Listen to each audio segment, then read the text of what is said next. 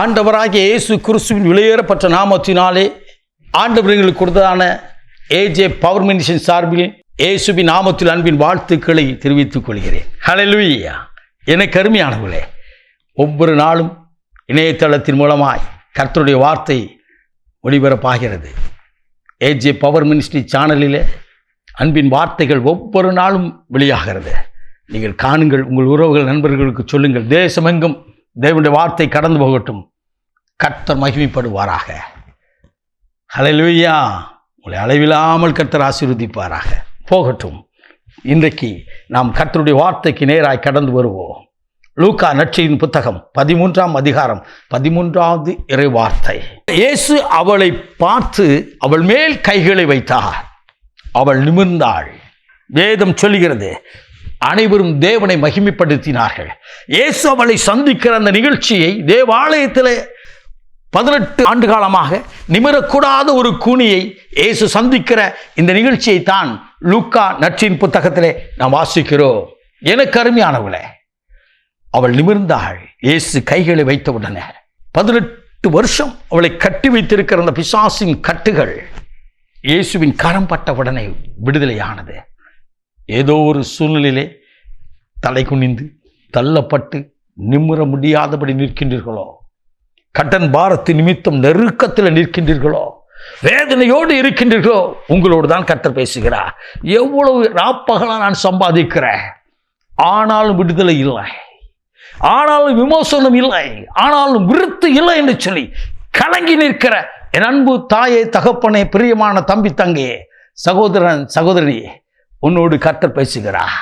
கர்த்தருடைய ஆவியானவர் பேசுகிறார். என் வேதம் சொல்கிறது, அவர் பேசுகின்ற கர்த்தருடைய ஆவியானவர் எங்கு இருக்கிறார் அங்கு விடுதலை உண்டு. குமார் விடுதலையாக்கின மெய்யான விடுதலை. ஆவியானவர் எங்கு உண்டு அங்கு விடுதலை உண்டு. உன் ஆவியிலே, உன் ஆத்துமாவிலே சமாதானம் இல்லாதபடி, உன் சரீரத்திலே சுகவீனத்தோடு கூட தேவனுடைய வார்த்தை கேட்டுக்கொண்டிருக்க உங்களோடு கர்த்தர் பேசுகிறார். அவர் கரத்தை வைத்த உடனே அவள் நிமிர்ந்தாள். நீ நிமிர பண்ணுவா, உன்னை நிமிர பண்ணுவா. நீ தலை குனிந்த இடத்துல, தள்ளப்பட்ட இடத்துல தலை நிமிர வேண்டும் என்று சொன்னால் கர்த்தரை சந்திக்கும்படியாய் வா, கர்த்தரோடு பேசும்படியாய் வாருங்கள். அந்த 18 வருடத்தை அந்த கூனோடு இருந்த அந்த சகோதரி தேவாலயத்திலே கர்த்தரை சந்தித்தார். நீங்களும் நானும் எங்கே சந்திக்கிறோம் ஆண்டவரை? உங்கள் இல்லத்திலே ஒவ்வொரு நாளும் ஆண்டவரை அழைத்து பாருங்கள். ஒவ்வொரு நாளும் தேவாலயத்திலே போய் தேவனை சந்தித்து பாருங்கள். கர்த்தர் உங்களை அளவில்லாமல் ஆசீர்வதிப்பார். உங்கள் மேல் இருக்கிற நுகங்கள், உங்கள் மேல் இருக்கிற கட்டுகள், உங்கள் மேல் இருக்கிற பிரச்சனைகள், பிசாசு கட்டி வைத்திருந்தாலும், பெள்ளி சுனி ஆவிகள் கட்டி வைத்திருந்தாலும், வியாதியின் கூறுகள் கட்டி வைத்திருந்தாலும் அதை உடைக்க கர்த்தரால் முடியும். அவரோடு கூட பேசும்படியா அவருக்கு முன்னதாய் அவள் வந்தாள். அவ்வளவுதான். அநேக ஜனங்கள் சுற்றி நின்றார்கள். அத்தனை ஜனங்களும் கர்த்தரை மகிமைப்படுத்தினான்னு சொல்லி என்னுடைய வேதம் சொல்கிறது. சோர்ந்து போய் இருக்கிற என் அன்பு நண்பா, என் அன்பு தங்கச்சி, உங்களோடு கர்த்தர் பேசுகிறார். ஒவ்வொரு நாளும் நான் ஆராதிக்கிறேன், எனக்கு என்ன கிடைக்கின்றது என்று நீ வருத்தத்தோடு நிற்கிறாயோ, எத்தனை நாள் வந்திருப்பாள் அந்த சகோதரி. அன்றைக்கு இயேசு வந்திருக்கிற அன்றைக்கு, அவள் மாமிசத்திலே அவர் வெளிப்பட்ட அன்று, மாமிசத்திலே அவர் அந்த தேவாலயத்துக்கு வந்தபோது முகமுகமாய் சந்திக்கும்படியாய் நேர்ந்தது. விடுதலை பெற்றுக்கொண்டா. உன் கண்ணீரை காண்கிற ஆண்டவர் ஒருவர் இருக்கிறார். உன் கலக்கத்தை போக்குகிற தேவன் ஒருவர் இருக்கிறார். உன்னை விசாரிக்கிற தேவன் ஒருவர் இருக்கிறார். அவரோடு பேசும்படியாய் அவர் சமூகத்துக்கு வந்து நின்று பாருங்கள். நிச்சயமாக நிச்சயமாக ஆண்டவர் ஆசீர்வதிப்பார். ஜெப ஆலயத்திலே, தேவ ஆலயத்திலே அவள் சந்தித்தாள், விடுதலை பெற்றுக்கொண்டார். எத்தனை பேர் தேவாலயத்தில் போய் ஜெபிக்கிறீங்க?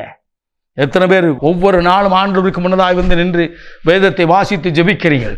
ஒருவேளை எப்படி இல்லாவிட்டால் இன்றைக்கு நீங்கள் ஜெபியுங்கள். இன்றைக்கு கர்த்தரை சந்தியுங்கள். இன்றைக்கு கர்த்தருடைய சமூகத்தில் ஜெபியுங்கள். இன்றைக்கே கர்த்தர் உங்கள் கண்ணீரை துடைத்து நீங்கள் இருக்கிற இடத்திலே உங்களை நிமிர பண்ணுவா. அவர் வல்லமையுள்ள கரத்தினார். என் வேதம் சொல்கிறது, வேதம் சொல்கிறது, எனக்காக உங்களுக்காக அவர் ஆணிகள் தாங்கின கரம் அது.